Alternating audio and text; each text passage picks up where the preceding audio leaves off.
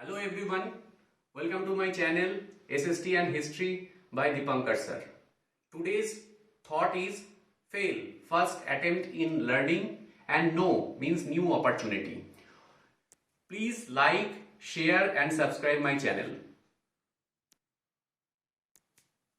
In last video, I discussed about map, how to read map, 7 continent, 5 ocean and various trenches or canals. Today I will discuss the topic of history, and it is very important for history. So let's come what we will learn. How to read history effectively. First question. Second question is concept of BC and AD. Third question, division of history with timeline. Fourth question, what is archaeology and why it is important, and objects that helps in archaeologist. So if you observe my previous video on history, how to read history effectively, I told about the mnemonics. Now today again another tricks I will give you. How to read history effectively. When you read a history topic, you must ask WH question, 5 WH question to the topic. That is who, what, when, why, where. And the last one is how. If we ask the question on WH question on the topic, we'll get the answer and it will be helpful for memorizing the historical events in a very scientific manner. My second concept is concept of BC and AD. If you learn history very effectively, you must learn the concept of BC and AD with a precise mind. How? First of all, we must learn what is BC and what is the full form of AD. BC means before Christ.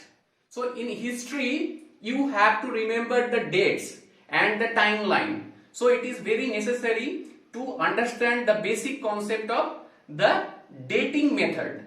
So in a historical background, we take the birth of Christ as a 0, and before the ages, before the time of Christ's birth, it is considered, it is named as BC, means before Christ, or BCE.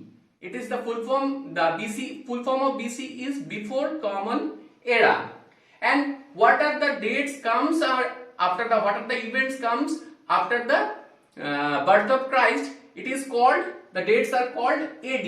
AD means Anno Domini, or other name is CE. CE means common era. So these are the things. Now if the first year after the birth of Christ, it is called 1 AD. And the previous year, just previous year of before the birth of Christ, it is first BC. Okay. Similarly, if the time crossed after the birth of Christ 100 years, then it is called 100 AD. Okay. Similarly, nowadays we are crossing through the 2022 AD. So it means we cross the 2022 years after the Christ birth. Okay.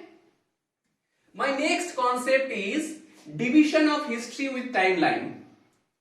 So broadly, the last question we will discuss the division of history. Before that, in a rough idea, I will give you how this is division. So there are mainly 3 divisions in history: ancient, medieval and modern. So ancient history covers the major portion of the history. The time, major time of the history, not major portion, major time of the history. So ancient history is considered when the Arabs attacked the Sindh area in 1712 AD. So that is why roughly 1700 AD. So this time and before Christ, the human evolution, it's considered as an ancient history. The 700 AD, or you can say 712 AD to 1600 AD means the arriving of the European traders in India is considered as a medieval history. And after that, the 1600 AD to present day, it is considered as a modern history. So these are the basic three divisions we did in the history, and it is a timeline division as per the three division in history. We will do the what is archaeology and why it is important objects that help the archaeologist. Okay, now I'll give you the details division of history. How it's history. If we are taking the history as a whole, then the first part I have already shown you that ancient, medieval and modern. Now in ancient part it is three division, that is prehistoric, protohistoric and historic. Prehistoric means when the human would not be able to write anything, they only live in a survival purpose. So that is prehistory. Protohistory means when the humans start using the drawing and sign language, that is protohistory. And history means when the human being started writing, so they write it down something and from there we can recover the historical fact. Now in prehistory and protohistory also divided in three segments, that is Paleolithic, Mesolithic and Neolithic. Paleolithic means, paleo means old, lithic means stone tool. So old stone tool, that is called Paleolithic. When the human pick up the stone, natural stone and use as a tool. So that is the Paleolithic. The tools are often unpolished and unshaped. So that is called, it is Paleolithic, old stone. Now Mesolithic, when they started to rub the stone little bit and the size of the stone tool is little smaller than Paleolithic and that is little improved. So that time, that is Mesolithic, it is a middle stone tool age. And Neolithic means when the human know about the using of stone as a weapon and they polished the tool and the size of the tool also decreases compared to the Paleolithic and Mesolithic. So that is the Neolithic stone. It is a new stone tool age culture. So that is the three culture. So these three culture covered in prehistoric and protohistoric. In later class I will also give the details information about the what are the other culture like city based culture, Harappan culture, Mohenjo-daro culture. These cultures are associated with which type of history. Okay. Now the next, my question was about the archaeology. What are the archaeology is? Archaeology is the study of culture and give the study of culture of the past. So it is basically the digging up the under the earth material and write the history.